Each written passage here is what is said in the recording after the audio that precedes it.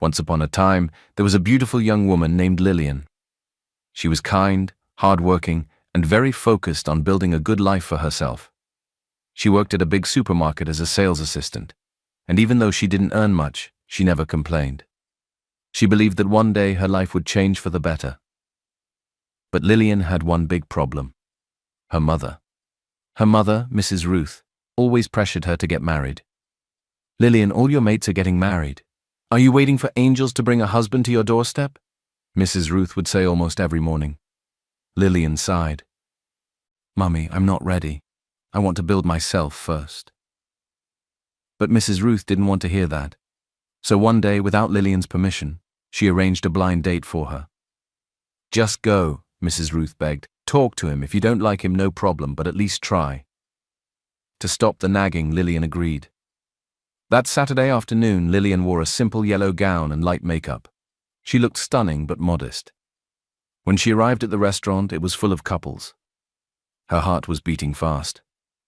She looked at the message Mrs. Ruth sent with the seat number, Table 66. But when Lillian got there, she was nervous and made a mistake. She sat at table 99. Across from her was a man, tall, clean-shaven, and very handsome. He wore a white shirt and had a calm face. He looked surprised to see her. Before he could say anything, Lillian panicked. "I'm sorry," she said, standing up. "I really don't want to go on a blind date. This is the only way I can show my mum that I tried." In her panic, she picked up the glass of water in front of her and accidentally splashed it all over the man's shirt. "Oh my God," she gasped. "I'm so sorry. I am such a clumsy person." She quickly ran out of the restaurant. As she stepped outside, things got worse. Standing there was Ethan, her ex-boyfriend. Ethan was tall and arrogant. They had dated for 2 years until Lillian found out he had been cheating on her with someone else. "Wow, you have the guts to show your face," Ethan said with a wicked smile. "After wasting my time for 2 years, you just left." Lillian blinked in shock. "You were the one who cheated on me, Ethan. My mom said you must refund all the money we spent on you, food, clothes, everything, and let's not forget my wasted youth," Ethan shouted. Lillian's hands shook. "Are you hearing yourself? You cheated.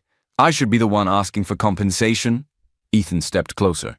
"Even the gown you're wearing, I bought it. I want it back." "Idiot, in case you have memory loss, I bought this gown with my salary last year," Lillian spat. "Go back to your mummy and cry." Just then, someone stepped between them. It was the same man she had splashed water on. "I thought I'd find you here," he said calmly, looking at Lillian. She was too embarrassed to speak. He turned to Ethan. "Is this man bothering you?" he asked Lillian. Ethan frowned. "Who are you?" The man ignored Ethan and looked at Lillian again. "I'm serious. I can help you. If you don't want to deal with men like him again, or your mother's pressure, then marry me. Right now." Lillian's eyes widened.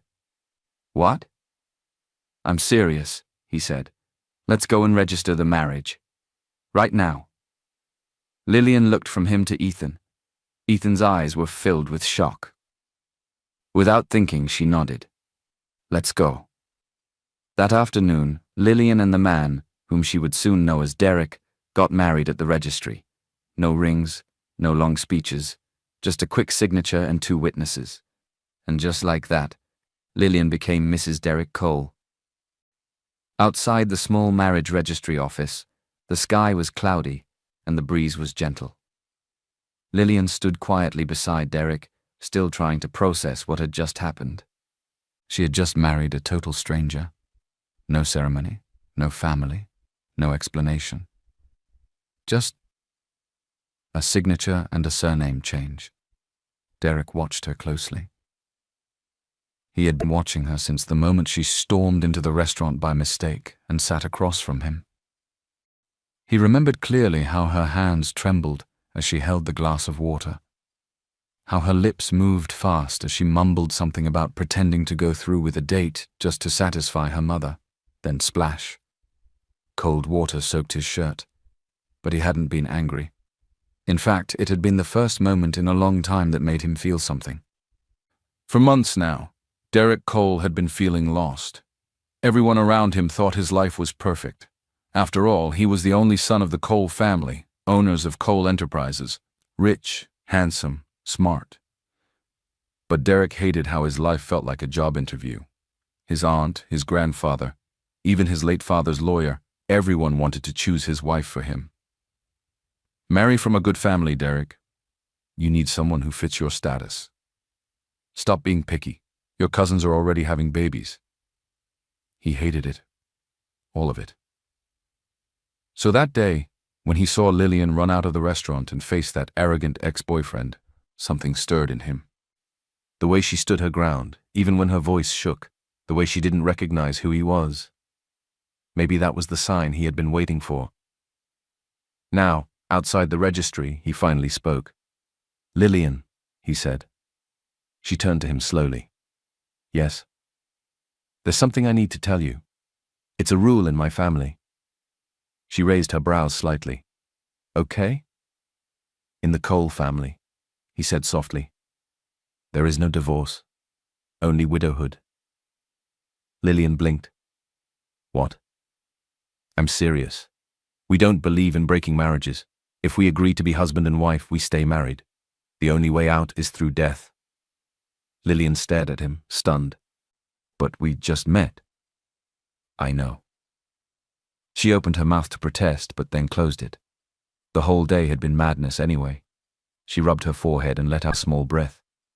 "So what do we do now?" she asked. "We try for 1 month," Derek said. "If you're not happy by then, we'll figure something out, quietly. But for now, let's just try." Lillian gave a small nod. "All right, 1 month." They stood there in silence for a moment. Then she spoke again. "Can you give me a ride to work?" "Of course. I work at Cole Enterprises and have to be early. My supervisor is very strict. If I'm late again, she might skin me alive." Derek chuckled lightly. "Sounds serious." Lillian looked at him with tired eyes. "She's obsessed with the company's CEO. Says he's the richest, most disciplined man in the city, but I think he's just some old greasy guy with hair gel." Derek laughed quietly and glanced sideways at her. "You think so?" "Yeah. I have never seen him before, but I know all these CEOs are always the same, slick, rude, and full of themselves." "Well," Derek smirked, "what if I told you the CEO of Cole Enterprises is actually quite handsome?" Lillian laughed. "Please, let me suffer in peace." Derek didn't reply, but inside he smiled. She didn't know. She had no idea that the man driving her to work was Derek Cole, the CEO of Cole Enterprises, the same man her boss worshipped. And for the first time in a long while, Derek didn't mind keeping a secret. Not if it meant being close to the one person who treated him like he was nobody. Because that was the person he had been looking for all along. The ride to work was quiet. Lillian sat in the front seat, staring out the window as the city slowly came to life. She still couldn't believe what she had done. She was now someone's wife, a man she barely knew. She glanced at Derek once or twice, wondering what was really going through his mind. But he looked calm, focused on the road. When they arrived at the mall where her office was located, Lillian gave a small, polite smile. "Thanks for the ride." Derek nodded. "I'll pick you up after work." Lillian paused. No need. I'll be fine." Derek smiled lightly. "I didn't ask. I said I'll pick you." She looked at him, unsure whether to argue, then sighed and stepped out of the car. Inside the big, busy supermarket where she worked, things were already in full swing. Lillian rushed to her spot behind the customer service desk, trying to avoid being noticed by her supervisor. But it was too late. Lisa, the store supervisor, was already standing by the shelves, arms crossed.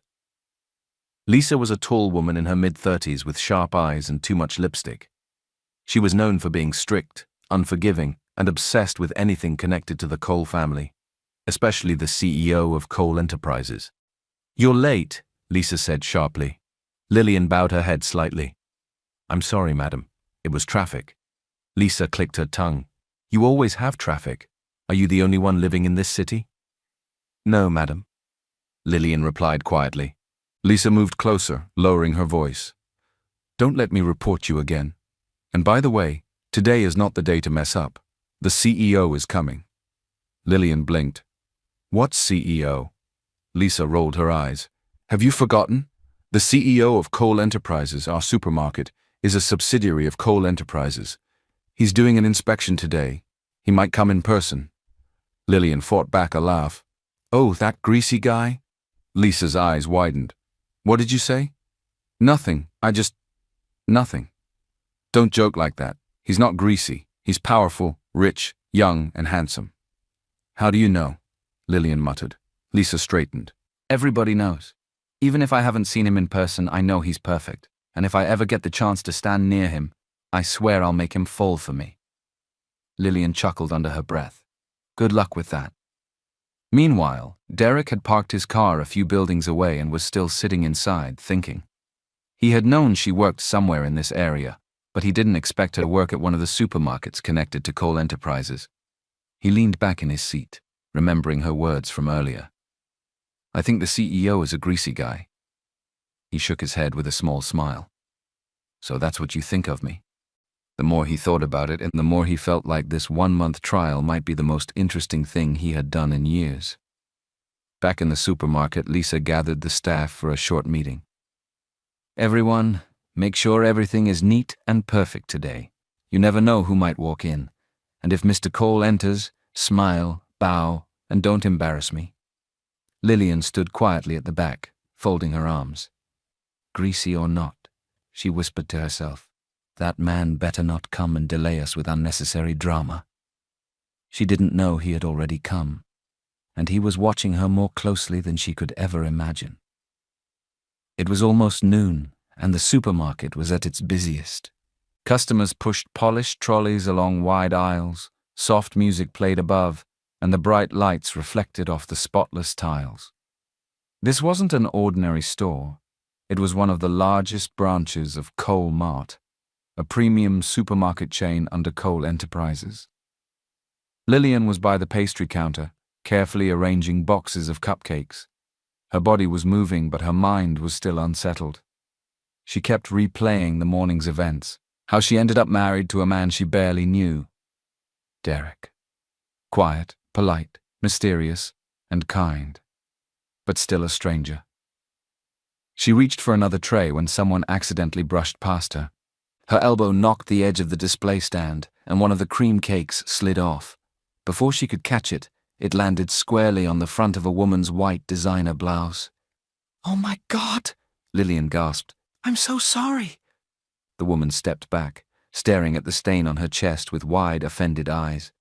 Are you mad? She shouted. Do you know how much this top costs? Lillian scrambled for tissue, her hands trembling. It was a mistake. I didn't mean... What kind of nonsense is this? The woman continued. Is this how your staff behaves? From across the store, Lisa, the supervisor, appeared immediately, heels clicking fast on the marble floor. Her expression was tight. What happened here? She asked, looking at the woman first. She stained my blouse, the customer cried, pointing at Lillian. Your girl has no control. Lisa turned her sharp eyes to Lillian and folded her arms. You again. It was an accident, Lillian said quickly. I didn't see... You never see anything, Lisa snapped. You've been a headache since day one. Before Lillian could defend herself, another voice sliced through the moment. Well, I'm not surprised, said a woman behind the customer, arms folded. She always looked like she didn't belong here. Lillian turned and froze. Bella. Tall, slim, loud, and full of attitude. She wore too much perfume and too much confidence. Bella was a part-time supervisor from another branch, but she acted like the store belonged to her. Everyone whispered she had strong connections in management. Some said she was even close to someone high up at Cole Enterprises. What are you doing here? Lillian asked. Bella smiled smugly. Just came to support Lisa. Clearly this place needs proper staff. Lisa stepped forward. You know what, Lillian? I've had enough. You're fired. Lillian's eyes widened. What? You're firing me because of a cupcake? Lisa rolled her eyes. You don't match this store's image. You're careless, and honestly, you bring down the atmosphere. Customers and staff nearby had started to gather, quietly watching the unfolding scene. Some of her co-workers stood frozen, unsure what to do. Then the crowd parted as someone else stepped in. He was tall, dressed in a well-tailored navy blue suit. His presence was calm, yet strong. His face was serious. His steps are confident. His eyes are sharp. Derek. He looked around, then directly at Lisa. "Who gave the order to fire her?" he asked calmly. Lisa straightened. This staff member was being careless and— "That woman," Derek said, pointing at Lillian without hesitation, "is my wife." The entire supermarket fell silent. Even the music seemed to fade. Lillian turned to him slowly, confused. "What did you say?" Derek stepped closer and took her hand. He looked at everyone watching. "I'm Derek Cole," he said clearly, "CEO of Cole Enterprises, and this is my wife." Bella's mouth dropped open. Lisa blinked as if she had just seen a ghost. "I had no idea," Lisa began. "That's the problem," Derek said, voice calm but firm.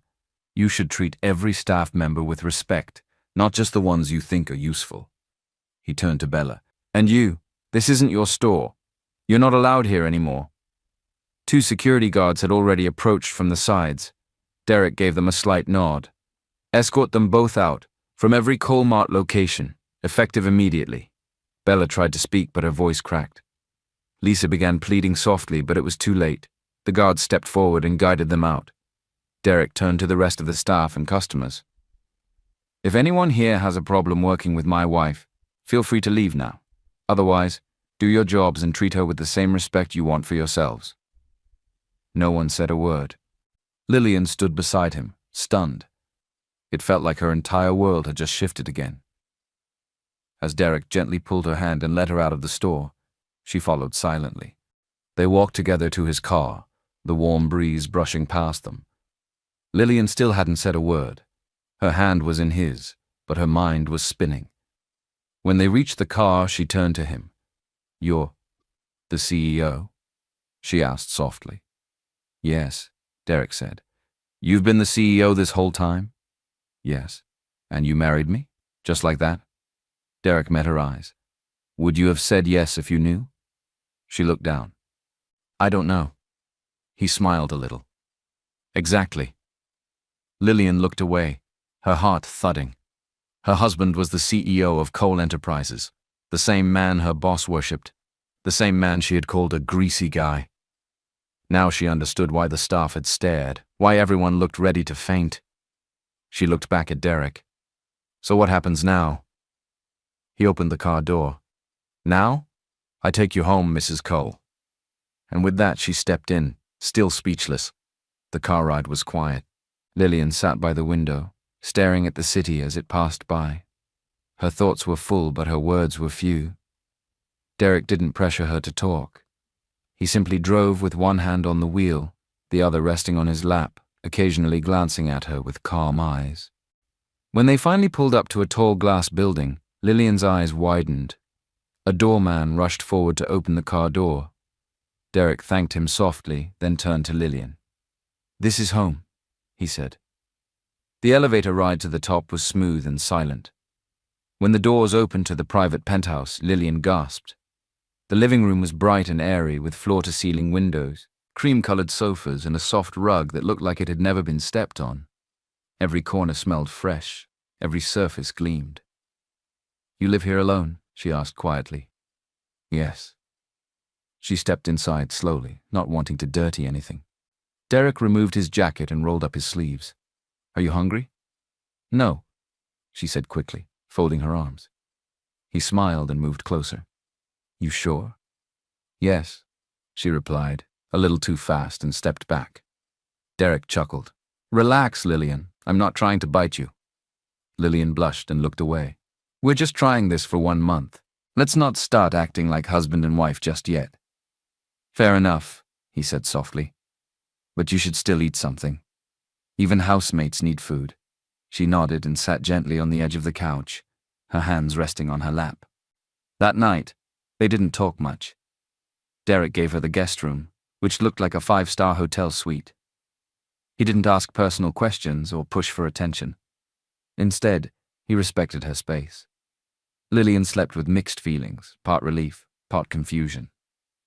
2 days later, back at work, Lillian wasn't feeling her best. She had period cramps. Her lower stomach ached. She tried to hide it, forcing smiles at customers and pretending everything was fine. But the cramps got worse.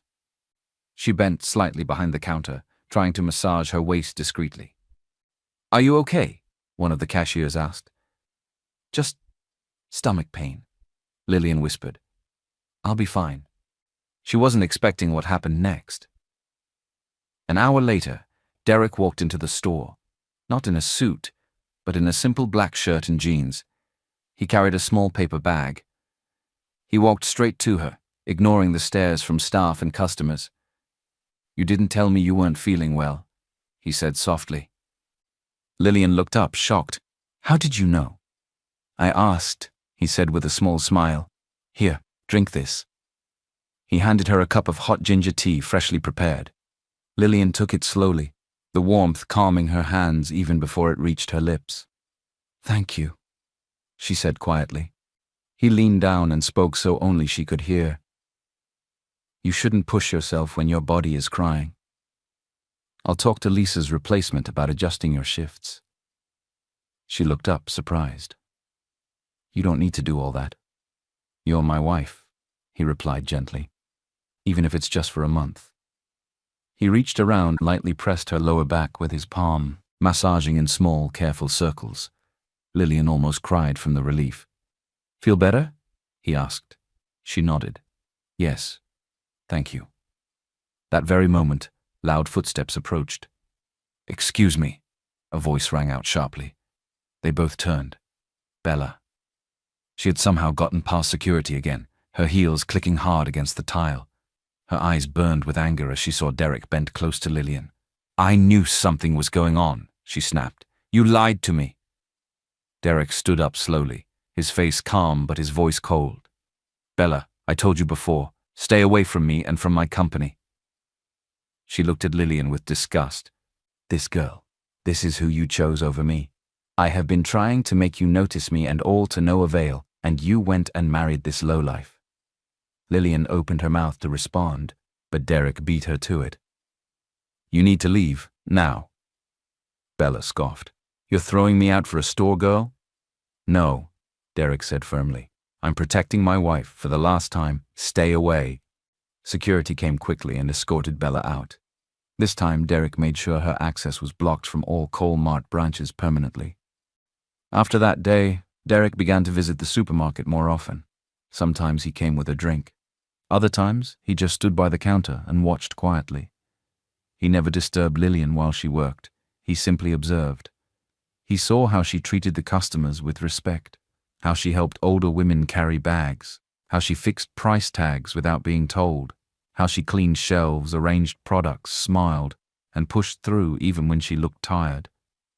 She didn't act like someone who wanted attention. She didn't chase power. She didn't even look around to see who was watching. She just worked. And every time Derek saw that, he found himself thinking the same thing. Maybe she wasn't just the right one for now. Maybe she was the right one for always. Later that week, Lillian's mother, Mrs. Ruth, called her early in the morning. "My daughter, you said you're married, eh? Bring him home. Let us see him with our own eyes." Lillian hesitated. "Mummy, he's very busy." Mrs. Ruth didn't let her finish. "Busy how? Does he not eat? If he can marry you, he can visit your parents. How can you register a marriage without your parents?" So that Saturday, Lillian and Derek took a quiet drive to her family's home. Derek didn't wear a suit or drive one of his luxury cars. Instead, he dressed simply, in a plain shirt, black jeans, and loafers. He wanted to be accepted not as Derek Cole, the billionaire CEO, but as Derek, the man Lillian married. When they arrived, Mrs. Ruth eyed him from head to toe as they entered the house. She led them to the small sitting room, where Mr. Emmanuel, Lillian's father, sat on a faded cushion, quietly sipping hot tea and reading his newspaper. "You're welcome," Mr. Emmanuel said calmly, folding the paper. "Thank you, sir," Derek replied with a respectful bow. They all sat, and after some small talk, Mrs. Ruth got straight to the point. "So, young man, tell us, what do you do for a living?" "I work with a company that deals in investments," Derek said plainly. "It's one of many businesses. I stay with my grandfather. My parents are late." Mrs. Ruth looked at him with one brow raised. "What's the name of the company?" Derek smiled gently. "It doesn't matter right now. I just want you to know I came because I love your daughter." There was a pause. Just then their nosy neighbor, Madame Nadia, peeked through the curtain. She was holding a bowl of pepper in one hand and her phone in the other. "I heard your daughter brought her husband today," she said loudly from the window. "When my daughter's suitor came last week, he came with a car full of yams, rice, and wine. He even gave us a matching wrapper and 20,000 naira for greetings alone." Mrs. Ruth smiled politely. "That's good, Madame Nadia, but we are not looking for a suitor who brings a full trailer. We want the one who will treat our daughter well." Mr. Emmanuel nodded. "Exactly. We don't care if he's rich or not. If our daughter is happy, we are happy." Derek looked at both of them, a little stunned. He had expected questions about bank accounts and property. Instead, they were looking at his heart. "I appreciate that," he said quietly. Later that evening, Derek stepped out briefly and returned with a black box and 2 paper bags. He handed the first item, a gold necklace set, to Mrs. Ruth. She gasped, covering her mouth. "I don't need gifts," she whispered. "I know," Derek said. "This is just appreciation." The second was a tightly sealed paper which he gave to Lillian in front of her parents. "What's this?" she asked. "A house," Derek said softly. "It's in your name. I also added a clause, if we ever divorce, I will leave it for you. I'll walk away with nothing." Lillian blinked, speechless. And to Mr. Emmanuel, he handed a small wooden box. Inside was a rare herbal root, used for his back pain. "How did you know?" Mr. Emmanuel asked, surprised. Derek smiled. Lillian mentioned it once. But that was not true. He had done his research on his own and wanted to make her happy. The room was silent. Then Mrs. Ruth broke it. This one has home training. No wonder you went ahead and registered a marriage without our consent. He is worth it." Mr. Emmanuel cleared his throat, clearly holding back emotion.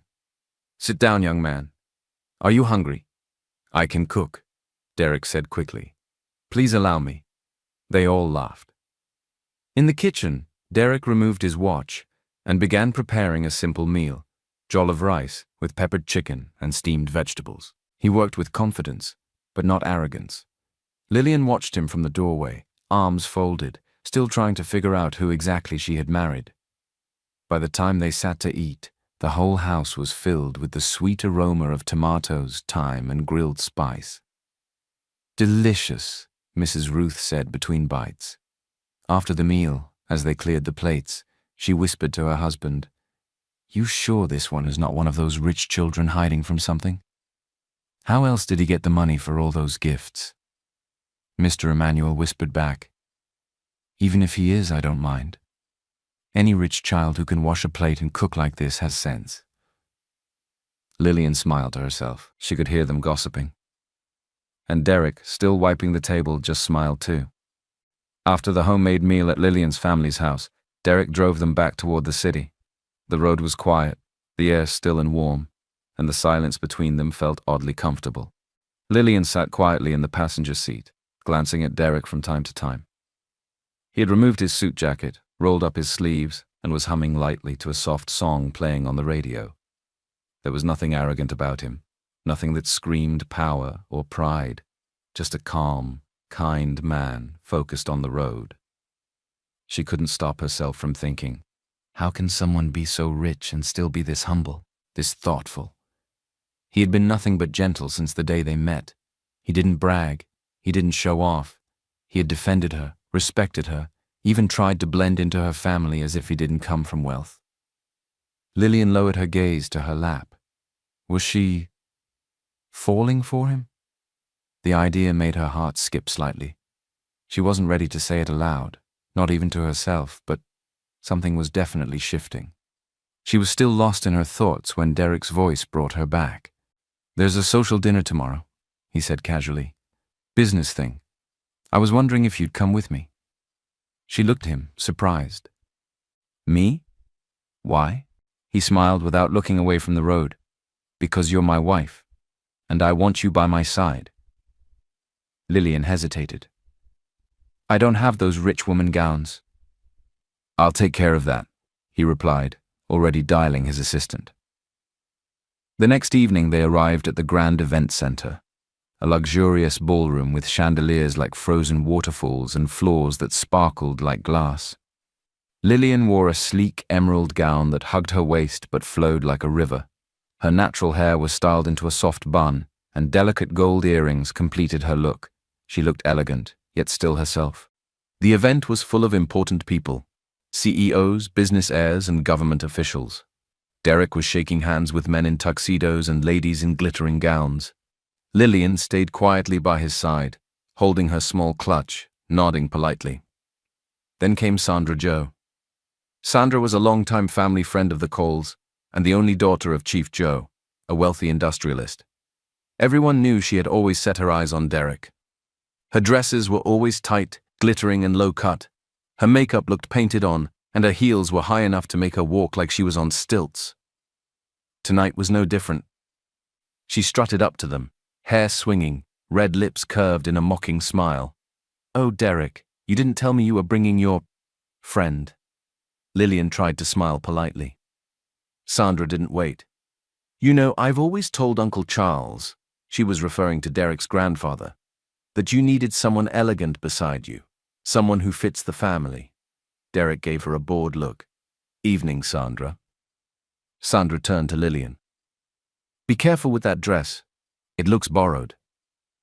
Lillian's hand tightened on her clutch, but she stayed silent. Then Sandra stepped forward, pretending to laugh at a joke from someone nearby, accidentally on purpose splashing champagne all over Lillian's gown. Oh dear, She gasped dramatically. so clumsy of me. Lillian's eyes widened. The cool liquid soaked through her bodice. Guests were beginning to turn. That's when Sandra lifted her glass again and said loudly, Well, at least you'll dry off in time for the family photos. I mean, once the CEO finally accepts his future in-laws. The room went still.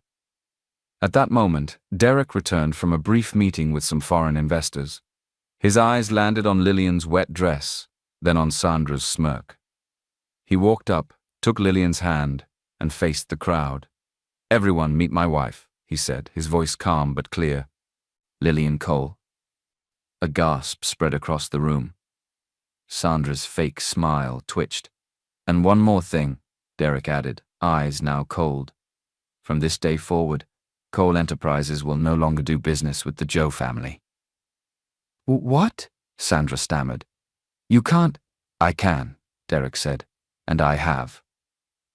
He led Lillian out without another glance back. At the Cole mansion later that night, Grandpa Charles Cole was waiting. He was seated in a velvet armchair, eyes twinkling under bushy grey brows. His hair was all white, and he leaned slightly on a cane, but his voice still carried authority. Ah, finally. He smiled as they walked in. Come. Let me look at my granddaughter-in-law. Lillian stepped forward shyly. Grandpa Cole took her hands warmly. Beautiful. Strong eyes. I like her. He turned to Derek. Now when can we start talking about great-grandchildren, Lillian blushed furiously. Derek laughed, but not everyone was pleased. From the hallway entrance, Aunt Grace, Derek's father's sister, stood with a scowl. She was tall, slim, always dressed in crisp, expensive fabrics, and known for her sharp tongue. Father, are we now collecting wives from the market? She asked coldly. She's not even from our class. Derek's jaw tightened. Auntie Grace, please don't start. But she already had. Later that night she invited Sandra over in secret. The two women sat in the garden, plotting. We'll make sure she leaves, quietly, Grace said, sipping tea. She doesn't belong here. Back at dinner that night, Aunt Grace tried again, making snide remarks about Lillian's table manners and humble background. But Derek cut in smoothly, wrapping an arm around Lillian's chair. No one bullies my wife, he said, smiling at his aunt, except me. The table went quiet. Lillian looked at him, heart pounding. He winked at her. And in that moment, she knew, whatever war was coming, she wouldn't be fighting it alone. The morning after the tense dinner at the Cole mansion, Lillian quietly got dressed for her university class reunion.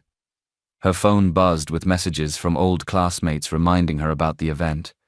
Part of her didn't want to go, but the other part, the one that still held on to her own identity, outside of Derek, outside of Cole Enterprises, needed to show up. She chose a neat blouse, jeans, modest heels, and a used but clean handbag. As she looked in the mirror, she whispered to herself, "You're still you." And that's enough. The venue was a trendy lounge downtown, already buzzing with laughter and nostalgia. Lillian walked in, and instantly a few familiar eyes turned to her with poorly masked judgment. "She used to be the school beauty, right?" one lady whispered. "Best in class, too," another added. "And look at her now. I heard she married some old rich man just for money." "She came with that fake designer bag," someone else smirked. "Can't even hide it well." Lillian kept her smile in place and walked to a corner, silently sipping her drink. Leo, the old class rep, spotted her and walked over with a warm smile. He'd always been kind, and thankfully that hadn't changed. "You look the same, Lillian. Still beautiful, still gentle," he said. "Thank you, Leo. You haven't changed much either," she replied softly, grateful for the kindness. But the whispers didn't stop. In fact, they grew louder. That's when the air changed. The doors of the lounge opened, and in walked Derek, flanked by 4 security men. All eyes turned. He was dressed sharply in black with a quiet confidence that filled the room. Gasps rose. Phones came out. Someone muttered, "Wait, isn't that—" Without hesitation, he walked straight to Lillian, placed a hand on her shoulder, and looked around the room. "My wife," he said clearly. "Lillian is my wife." Silence fell like a hammer.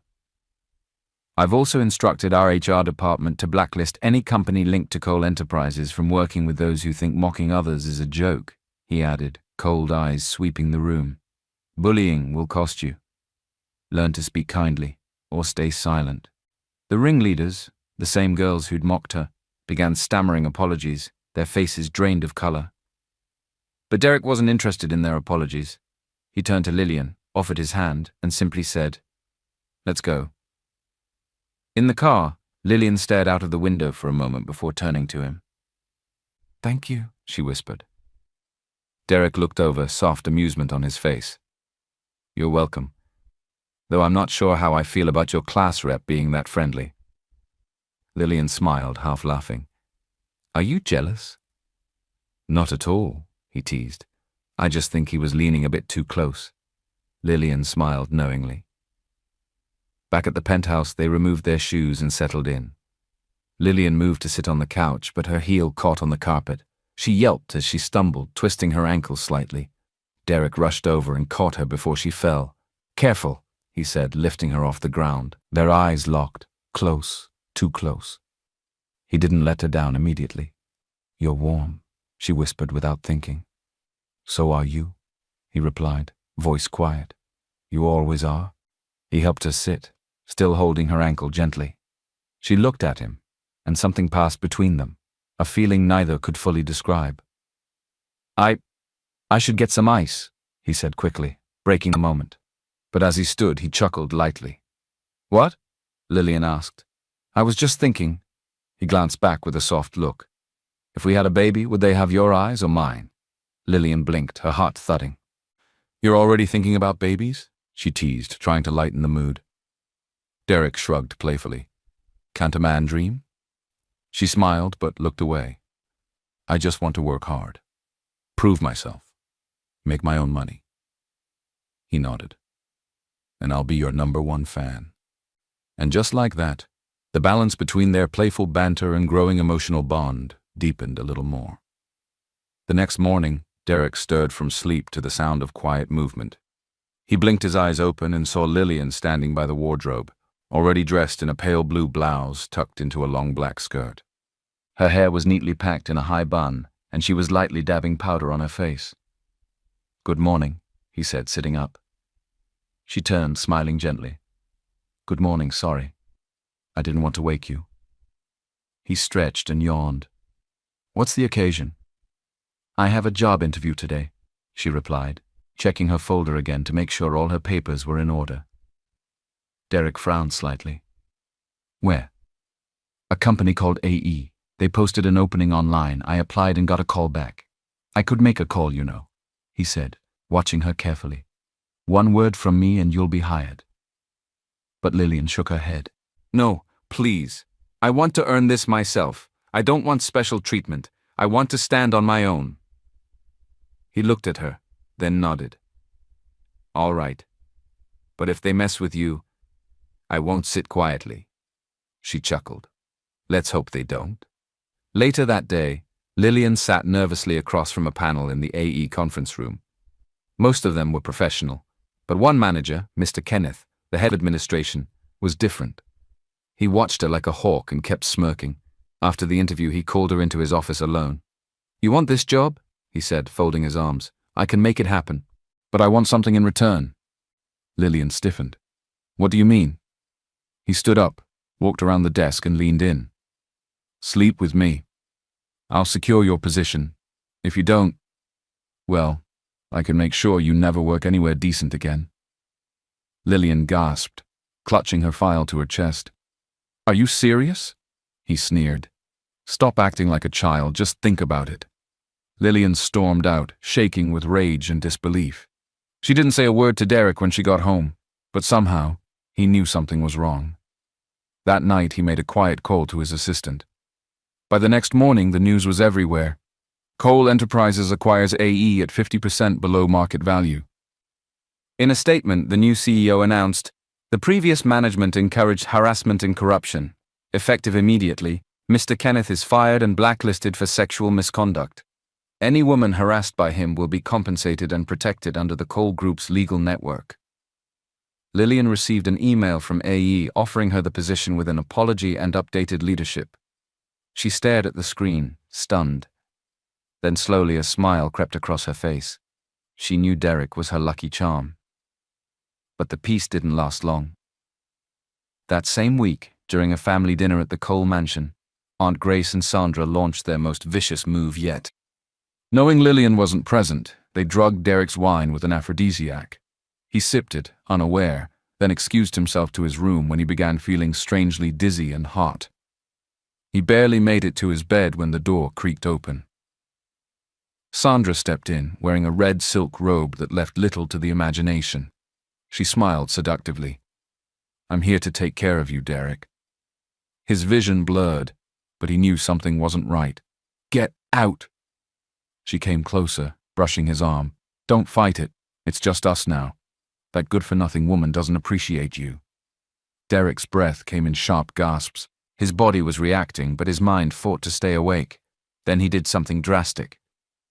He reached for a glass on the nightstand, smashed it, and cut his own palm. The pain jolted him back to clarity. Blood dripped, but he was alert. I said, get out! He roared, standing on shaky feet. Sandra flinched. You'll regret this. I'll tell her you touched me. I have photos. Derek's eyes darkened. Go ahead. Send whatever lies you want, but you will not touch me. He pressed a security button. Guards arrived in seconds. Escort her out and lock down the mansion, he ordered. No one leaves until I find out who planned this. As Sandra was dragged away, screaming, Derek gripped his bleeding hand and muttered, Now we'll see just how deep this rabbit hole goes. When Derek finally returned to his penthouse after the chaos at the Cole mansion, he found Lillian already waiting for him. She stood near the floor-to-ceiling windows, arms folded, eyes stormy.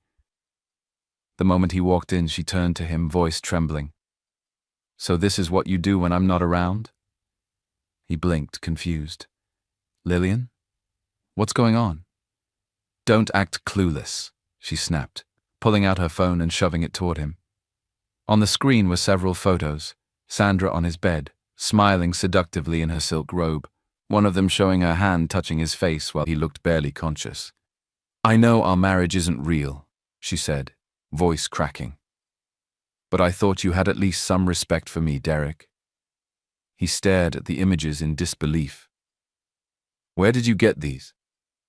They were sent to me, probably from her, she replied bitterly. I'm not stupid. Derek's chest rose and fell slowly. Then, without a word, he walked to the side table, rolled up his sleeve and unwrapped the bandage around his palm. The cut was deep and raw. "I did this to stay awake," he said quietly. "She drugged me, Lillian. I was burning up, couldn't think straight. I had to feel pain to fight it." Lillian's eyes widened. "You cut yourself?" "She tried to seduce me. I kicked her out. The photos were staged. I promise you nothing happened." There was a long silence between them, thick with the weight of hurt, pride, and hope. Then Lillian stepped forward, reached for his hand and gently touched the wound. Her eyes softened. "You really fought it." "I didn't want to betray you.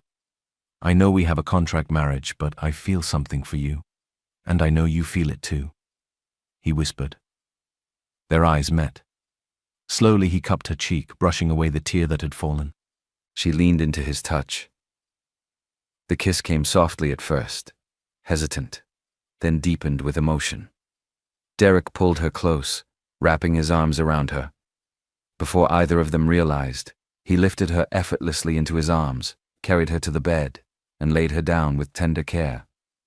That night they made love, not from obligation, not from confusion, but from trust rebuilt, walls broken, and hearts finally meeting in the middle. A few days later, the world resumed its pace. On Lillian's birthday, she agreed to attend a quiet lunch organized by a few old classmates who said they wanted to apologize properly. Among them was Leo, the former class rep, who had always been polite and respectful. They chatted casually while waiting for others to arrive, and at one point, Lillian laughed at something Leo said and lightly touched his arm. What neither of them noticed was the flash of a camera from a nearby corner. By evening, several gossip blogs splashed headlines across social media. "Cole's wife caught flirting with old flame. Has the former school belle cheated? Lillian and Leo, secret affair or misunderstood moment." The photos had been carefully selected and cropped, just enough to stir scandal. Alex's phone buzzed non-stop. Reporters called for comments. His PR team scrambled for damage control. Inside his office, Derek's jaw was clenched. He said nothing for a long time as he stared at the photo, fingers drumming on the table. His assistant, Mr. Scholler, waited nervously. "Sir, should we issue a statement?" "No," Derek said finally. "Not yet. This wasn't random. Someone planned this." He turned to his tech team. "Start tracing who sent the photos. Use metadata. Track IPs. Check security footage from the restaurant." He closed his laptop with force and muttered under his breath, "They think they can use the media to break us, but they don't know who they're dealing with." Back at the penthouse, Derek's mood was unusually quiet. The lights were dimmed, the air thick with something unspoken. Lillian stepped out of the bedroom, already sensing the tension. He turned to her with a calm voice, but the weight of the earlier scandal still lingered in his eyes. "I saw the photo," he said simply. Lillian stiffened. "You think I cheated?" "No," Derek replied, meeting her gaze. "I trust you. But it still hurt. That people could look at you and assume the worst. That someone tried to use your image against us." She stepped forward, reaching for his hand. "It meant nothing. Leo is just a classmate. I had no idea a camera was even there. I would never—" "I know," Derek interrupted, squeezing her hand gently. "I just needed to hear it from you." Lillian nodded, and for a moment, silence stretched between them again. Then from behind his back, Derek pulled out a small velvet box. "It's your birthday," he said softly. "Happy birthday, Lillian." Inside was a stunning diamond necklace, delicate yet radiant, catching the light with every subtle movement. Tears filled her eyes. "Derek." "No more tabloids, no more outsiders, just us," he said, and guided her to a candlelit dinner he had arranged on the balcony. A warm breeze carried the scent of grilled prawns and her favorite pepper soup. They ate quietly, speaking in glances more than words, their bond slowly stitching itself back together. Halfway through dessert, Derek's phone buzzed. It was Scholler, his assistant. "Sir," came the voice on speaker. "We've caught someone." Derek stood, instincts sharp. Where? Near the mall. One of the thugs. He confessed. Sandra paid him to kidnap your wife and the class rep. They were going to lock them up for a night and stage more scandal photos. Lillian gasped. Derek's jaw tensed. Keep him. Call the police, but not until I've spoken with him myself.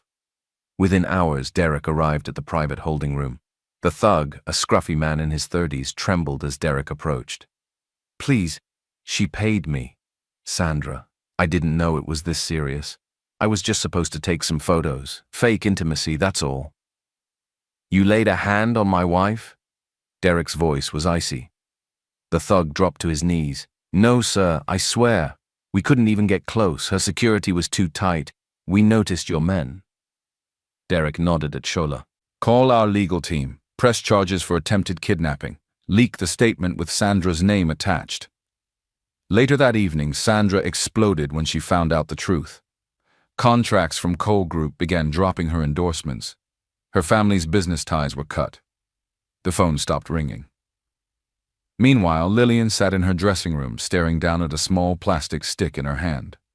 Her heart pounded as two faint pink lines appeared. Pregnant.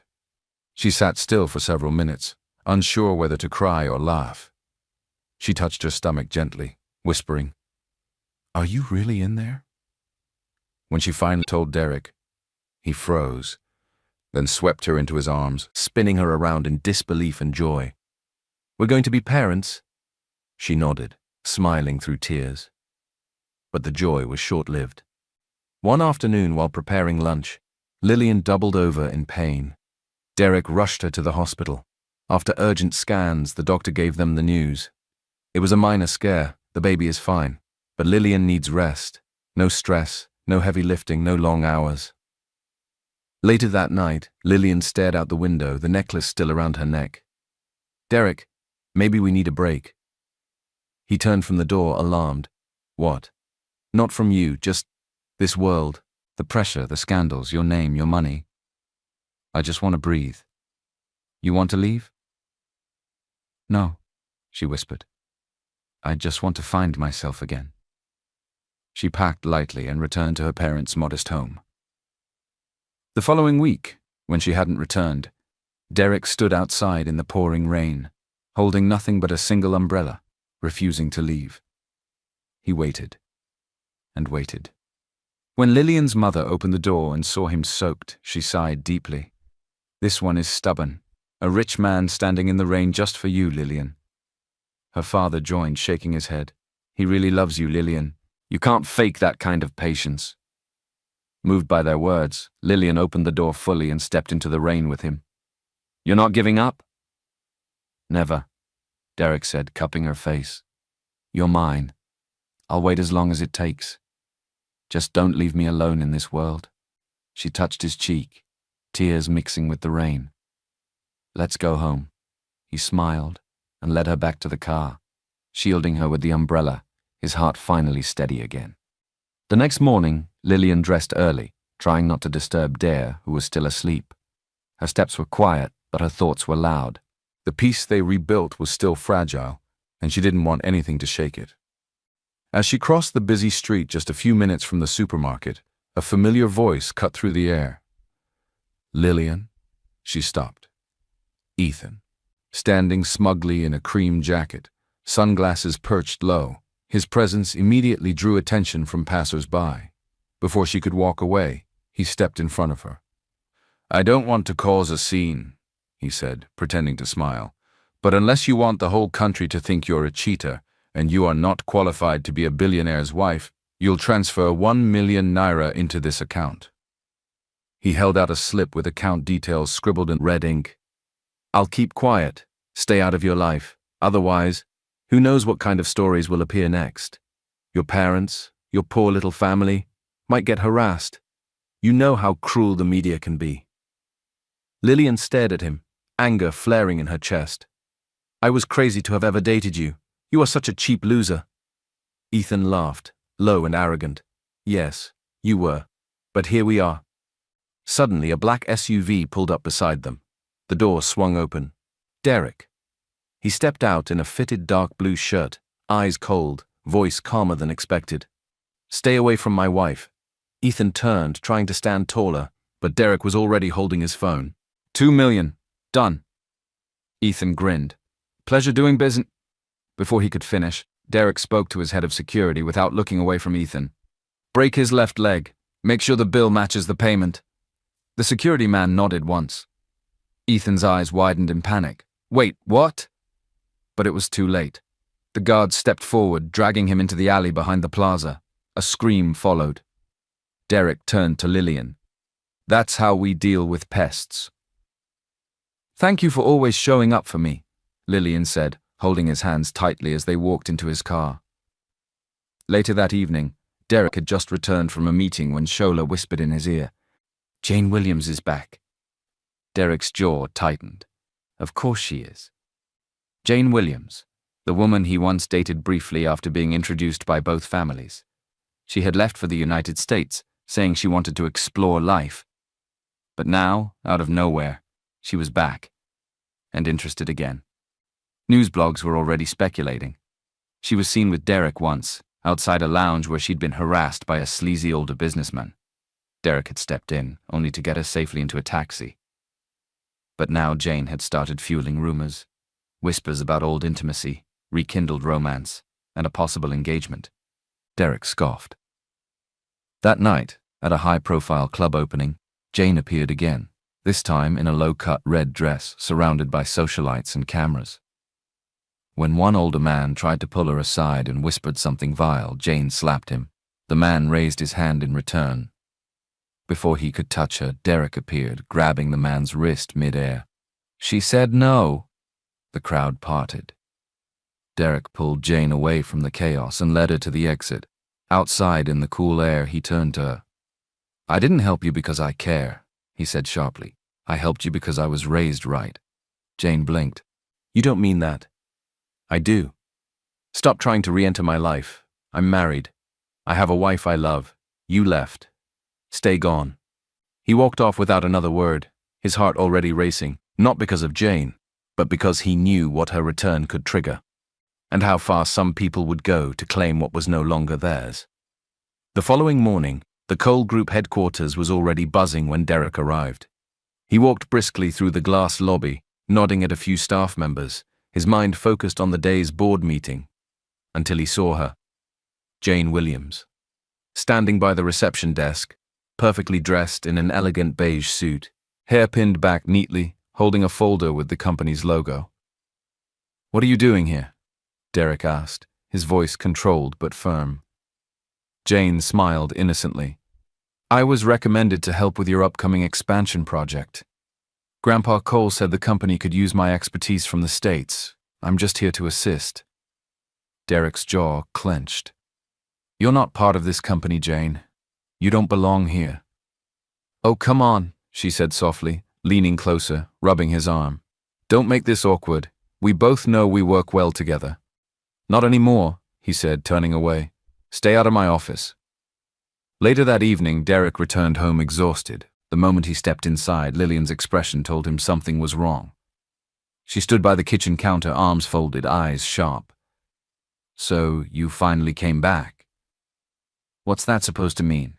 Derek asked carefully.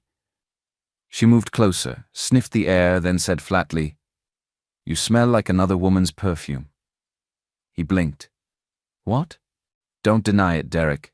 I've heard the rumors. People are talking about you and Jane. They say you're the perfect match, that she's back to reclaim her place. Derek sighed deeply, rubbing his temple.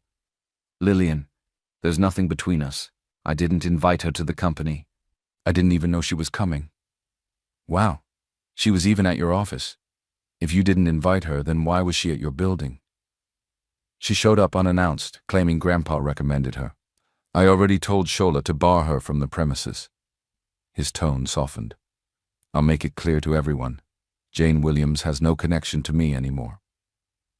Lillian's shoulders eased slightly, though her eyes still glistened with hurt. You promise? I promise, he said firmly, taking her hand. I only have one woman I want by my side. The next day, Derek summoned Shola to his office. From this moment, he ordered, Jane Williams is banned from entering any Cole Group property. If she appears again, security escorts her out immediately. Yes, sir, Shola replied. But Derek's troubles were far from over. At the Cole mansion, Aunt Grace was busy fanning the flames again. Sitting with Sandra in the private sitting room, she twisted every story she could find, about Jane, about Lillian, about Derek's supposed frustration. Grandpa should know, Grace said, stirring her tea. That girl, Lillian, is dragging the family name through the mud. First, the scandals. She is not qualified to be a Cole. Sandra smirked. Leave it to me. I can make her fall apart. Later that afternoon, Aunt Grace carried her poisoned gossip straight to Grandpa Cole, who sat reading by the veranda. Father, she said with a sigh, I worry about Derek.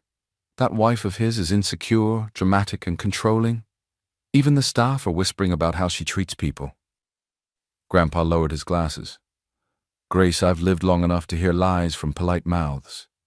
You should tread carefully. Meanwhile, Derek's private investigators delivered what he had been waiting for.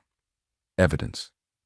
Documents, call logs, and messages proved that Aunt Grace had been in contact with Sandra during the drugging incident at the family dinner. That evening, Derek called both of them into his office at the mansion. The air was cold, his tone measured but deadly calm. You drugged me, he said, laying the files on the table. You used your influence as my aunt to let Sandra into my bedroom. You wanted to destroy my marriage. Sandra looked down, pale. Grace scoffed weakly. You don't have proof. Derek's hand slammed the table. Don't test me. I am only here talking to you because you are family, and Grandpa will be hurt if I do anything harsh to you. He looked from one woman to the other, his gaze hard enough to freeze the air. This is your last chance, Sandra. You're banned from every Cole property, event, and business partner list. One more step near my family, and I'll make sure your name disappears from the city entirely. Sandra swallowed hard, trembling. Aunt Grace, Derek continued, voice steady, your blood. I won't shame you publicly, but if you ever meddle in my marriage again, even Grandpa won't be able to save you. He stood, turned his back, and said quietly, Leave. As the two women left in silence, Derek poured himself a glass of water, staring out at the dark city skyline. He wasn't angry anymore, just tired. Tired of lies, schemes, and the endless games. But one thing was clear in his heart. He wasn't going to lose Lillian. Not to rumors, not to family, not to anyone.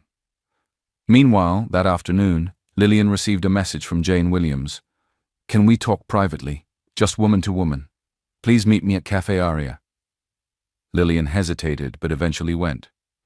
She didn't want to look paranoid or weak. Maybe Jane truly wanted peace. When she arrived, Jane was already seated by the window, sipping a latte, her phone beside her, smile too controlled to be sincere. Lillian, Jane began softly, I didn't call you here to fight. I just think you deserve to know the truth. Lillian frowned. What truth? Jane leaned forward, lowering her voice. Derek and I, we were together before you. I was his first love. We even lived together for a while. I got pregnant, but I lost the baby. It broke him. That's why he built walls around his heart. Lillian stiffened. You had his baby. Jane nodded slowly, feigning sadness. Yes. And I'll be honest. I came back because I realized I still love him. I thought he moved on, but seeing him with you, it hurts. You're sweet, but let's face it, he doesn't love you the way he loved me. He's only with you because Grandpa wants an heir. You're just a placeholder, Lillian. A surrogate for the family name. The words hit like knives. Lillian's throat tightened. You're lying. Jane's smile barely flickered. Am I? Ask him. Ask Grandpa. They won't deny the miscarriage. Lillian stood up, shaking. You're cruel, Jane. And pathetic. I think if you truly loved him, you wouldn't have left. But even as she stormed out, doubt began to creep into her mind like slow poison. The following weekend, Grandpa Cole invited them all for lunch at the mansion. He was cheerful, already discussing wedding plans. Now that your marriage is legal, it's time we make it official, he said, tapping his cane lightly. A proper wedding, with family, her people, and the world watching. My grandson must do things the right way. Lillian forced a polite smile. That's very kind, sir. And Jane will help coordinate the date, Grandpa continued. Derek frowned immediately. Grandpa, that's not necessary. Jane smiled politely. I'm honored, but I don't think Lillian would be comfortable. Grandpa chuckled. Your family, Jane. You've known Derek the longest. Derek's voice sharpened. Jane and I are not family, Grandpa. Jane's smile froze. The air in the room thickened with tension. I came back for Derek, she said suddenly. I won't pretend otherwise. Grandpa's face hardened. Jane, that's inappropriate. You left years ago without a word. I miscarried, she shouted, tears rising. He doesn't even remember what we had. Lillian's breath caught. The story again. Enough, Derek said sharply. We were never what you imagined, Jane. You left because you wanted to explore. Stop twisting it. Jane's face crumbled. She ran out of the dining room, tears streaming. Everyone sat in awkward silence. Later that evening, while helping Grandpa settle in his study, Lillian quietly asked, Grandpa, can I ask something personal? He looked up kindly. Of course, my dear. About Jane, she began slowly. Did she really lose Derek's child? Grandpa sighed deeply. That girl's tragedy wasn't what people think. She disappeared for months and came back claiming she'd miscarried. But the timing was off. Derek never confirmed anything. Truth is, nobody knows who the father was. She left him, not the other way around. Lillian felt her shoulders relax. A small breath escaped her lips. So Jane's story had holes, big ones. Grandpa smiled faintly. My dear, love isn't built on the past. It's built on what you survived together. Don't let ghosts ruin what you found. Lillian nodded quietly, understanding dawning. The past was full of shadows, but she wouldn't let someone else's lies steal her light. She had finally let herself breathe. After speaking with Grandpa, she felt a deep peace settle in her heart. The truth about Jane's past, the confirmation of Derek's love, the loyalty he had always shown, everything pointed to one truth. He only ever wanted her.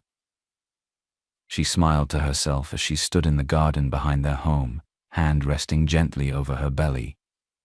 Her thoughts drifted to what the nursery would look like, what their child might grow up to become. Her world, once small and filled with doubt, had grown rich with hope. But just as she allowed herself to relax, fate struck one last cruel blow. A van pulled up beside her on the quiet street. Before she could react, masked men grabbed her. One pressed a cloth over her mouth. Her screams were muffled. Everything went black. Derek had never truly rested since the earlier threats. He'd secretly placed 2 men to monitor Lillian from a distance, just in case. When his phone rang and the trembling voice on the other end said, Sir, Madam's been taken, his world froze. Where? He demanded. The men scrambled to track the van's direction. Minutes passed like years. Then, an abandoned warehouse on the city's edge. Derek didn't wait. No guards, no police, just him. When he burst through the warehouse door, he saw her, Lillian, tied to a chair, Sandra standing behind her with a jagged piece of metal in her hand. You think you can steal everything from me? Sandra screeched. Derek didn't speak. He tackled one of Sandra's guards and fought his way through. A flash of steel, a sharp sting, he'd been stabbed in the side. But he kept moving. He shoved Sandra aside, shielding Lillian with his own body. By the time help arrived, Sandra was restrained, Lillian was safe, and Derek was bleeding. At the hospital, Lillian refused to leave his side. She held his hand, whispering prayers. The doctor walked in, smiling gently. He's stable, and so is the baby. You both are going to be fine. Lillian broke down in tears of relief, pressing her forehead against Derek's hand. Later that night, Jane showed up unexpectedly, guilt etched on her face. She quietly confessed. I lied. I was never his first. The miscarriage, it wasn't his child. I just didn't want to lose everything. Derek didn't even flinch. He looked her straight in the eyes. This is your last warning. Ever come near us again and you won't just lose everything, you'll face the law. Jane left in silence. Sandra was arrested and charged with kidnapping, attempted murder, and conspiracy. Days later, Derek was discharged. Friends and family gathered at home to celebrate his recovery. The air was light, filled with laughter, soft music, and the scent of fresh flowers. That night, Derek and Lillian sat alone in their room. They had already been legally married, but something had been missing. A moment just for them. Derek knelt on one knee and held out a simple ring. Let's renew our vows. No crowd, no fanfare, just us. Tears streamed down Lillian's face. They exchanged quiet promises. It used to be you. It's you now. And it will be you for life. Their fingers intertwined. They kissed. Outside the window, the city lights blinked softly. Inside, their hearts beat in harmony. The curtain closed on their story, not with noise but with peace. A stable union, a protected pregnancy, and a love that weathered every storm.